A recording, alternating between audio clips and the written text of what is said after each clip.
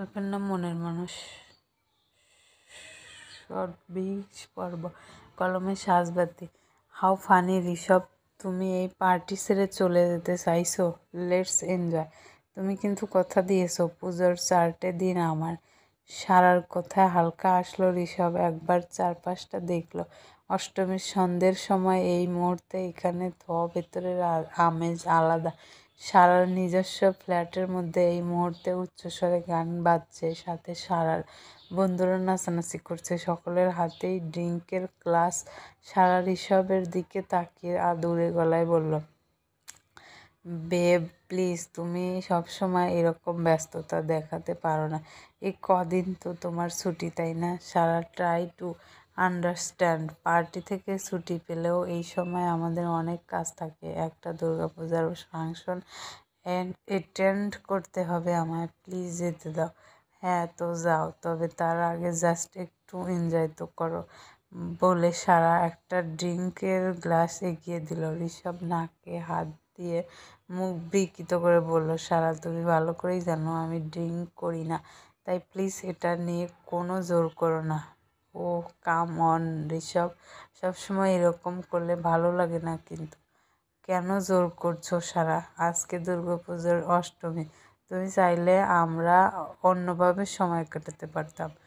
Like seriously Rishabh, আমার তোমাকে আর 5টা টিপিক্যাল মেয়ের মতো মনে হয় তোমার, যে কিনা নিজের বয়ফ্রেন্ডের হাত ধরে ঠাকুর দেখে বেড়াবে, আইসক্রিম খাবে, একসাথে অঞ্জলি দেবে, এইসবই এক্সপেক্ট করো? Then I am sorry Rishabh, আমার থেকে তুমি এসব আর কখনো আশা করো না। আমি এভাবে এনজয় করতে পছন্দ করি, আর তোমাকেও এটাই করতে হবে। আমি তো তোমায় বারণ করিনি সারা, জাস্ট আমায় জড়িও না, আমার ভালো লাগে না এসব। একটা আদর্শ নিয়ে থাকি আমি। So please don't do this to me. ঋষভের কথায় সারা হাসলো। সারা বেশ অনেকক্ষণ ধরেই ড্রিঙ্ক করছে, তাই ওর নেশাটাও বেশ ভালো মতো হয়েছে। হেসে সারা বলল, আমার ফ্রেন্ডরা তোমায় দেখলে হাসবে ঋষভ। সারার পেছনে যেসব ছেলেরা ঘুরতো তাদের সাথে তোমার কোনো তুলনা চলে না। সবসময় খালি নিজের আদর্শ আর কি আদর্শ, অন্যের পা চেটে চলা না, মানে তোমার নিজের কোনো লাইফ নেই, নিজস্ব কোনো মতামত নেই। এই তোমার কোনো ফিউচার আছে আদেও? কাল যদি তোমার পার্টি ক্ষমতা হারায় তখন তোমার কি হবে? মিডিল ক্লাস ছেলে একটা, আর জেঠুমনি তোমার মতো একটা ছেলের সাথে আমার জীবনটা জুড়ে দিল। নেহাত জেঠুমনি আমার সমস্ত খরচ প্রোভাইড করে না, তো তোমার মতো ছেলের কোনো যোগ্যতা নেই আমার সাথে চলার। Do you know Chris Forter? তো তুমি জাস্ট বোরিং একটা ছেলে, যাও তো আমার সামনে থেকে। জাস্ট বিরক্ত লাগছে আমার তোমাকে দেখে। সারার কথা শুনে আর এক দণ্ড দাঁড়াতে পারল না ঋষভ, কোনো রকমে বেরিয়ে এলো। সারার সমস্ত বন্ধু ঋষভ এর দিকে তাকিয়ে মিটিমিটি হাসছে। ঋষভ বেরিয়ে যেতেই সারা বলল, আর তোমার সাথে থাকা যায় না। জেঠুমনির কথায় রাজি হওয়াই আমার ভুল হয়েছে।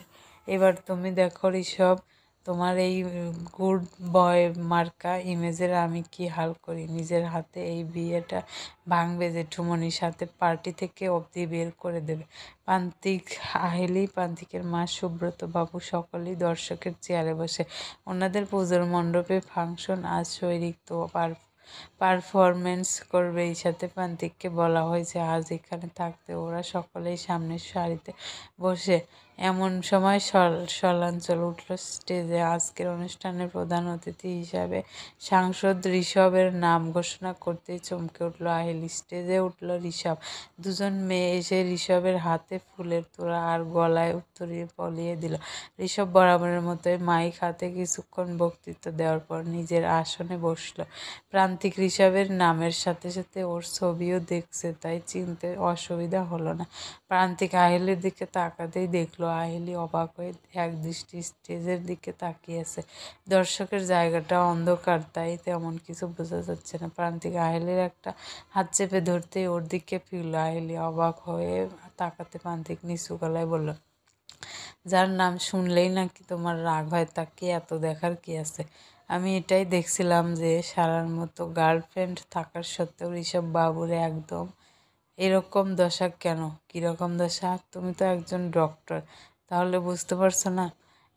একবার দেখো চোখ মুখের অবস্থা, মনে হচ্ছে যেন বিশাল মন কষ্টে আছে, খুব মনের জোর দিয়ে ফাংশন অ্যাটেন্ড করতে এসেছে। অন্যের মনোকষ্ট না দেখে আমায় দেখো। ওর সারা যারা যে ইচ্ছে থাক, আর ওর সমস্যায় ওই বুঝুক। তুমি বলছো শাস্তি ও নিজেই পাবে, তাহলে ওর কোথায় এত ভাবার কি আছে? এখানে আমায় ছাড়লেই কিন্তু আমরা বেরোবো। ওদিকে সমাল্য আর রিমিকা ওয়েট করছে। আচ্ছা তাই হবে, এখন অনুষ্ঠানে মনোযোগ দাও। শৈলীকে এখনই হয়তো আবৃত্তি করতে হবে। আহেলির কথা মতোই প্রথমে উদ্বোধনী সঙ্গীত আর নৃত্য হওয়ার পর শৈলীকে আবৃত্তি করল, আর তারপর শুরু হলো এলাকার সমস্ত মেধাবী স্টুডেন্টদের সংবর্ধনা দেওয়ার পালা। প্রান্তিকের কাছে যখন এই ক্লাব থেকে সাহায্য চায় ফাংশন নিয়ে, তখন প্রান্তিক নিজে থেকে এই বিষয়টা প্রস্তাব দিয়ে যে সারা মেধাবী অথচ অর্থাভাবে পড়াশোনা করতে পারে না, তাদের কোনো একটা ব্যবস্থা করা সেই মতো হয়েছে। সকল স্টুডেন্টকে কিছু টাকা দেওয়া হচ্ছে এই কাজটা করার জন্য। সঞ্চালক প্রান্তিককে ডাকলো। প্রথমে রাজি না হয় সকলের অনুরোধে যেতে রাজি হলো প্রান্তিক।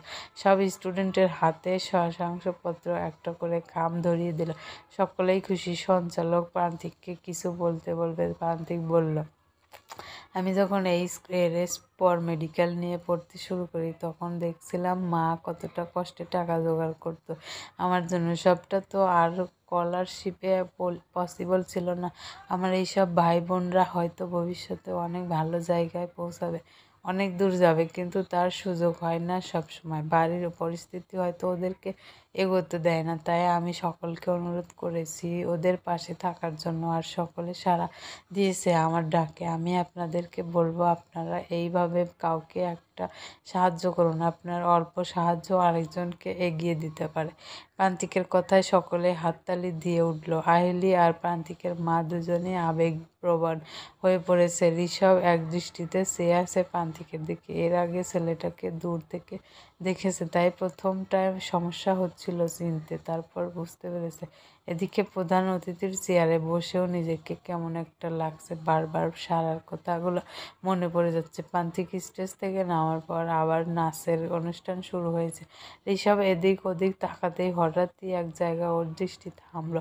স্টেজের পাশে আর প্যান্ডেলের সামনে দাঁড়িয়ে থাকা দুটো ছেলে মেয়ে, একজন প্রান্তিক আর অপরজন আহেলি। দুজনেই এমনভাবে কথা বলছে, দেখেই বোঝা যাবে একে অপরের সাথে ওদের কি সম্পর্ক। কথা থামিয়ে দুজনই সামনে এগিয়ে গেল, আর রাস্তার ওপারে যাওয়ার আগে প্রান্তিক শক্ত করে ধরে নিল আহেলির হাতটা, আর ঋষভ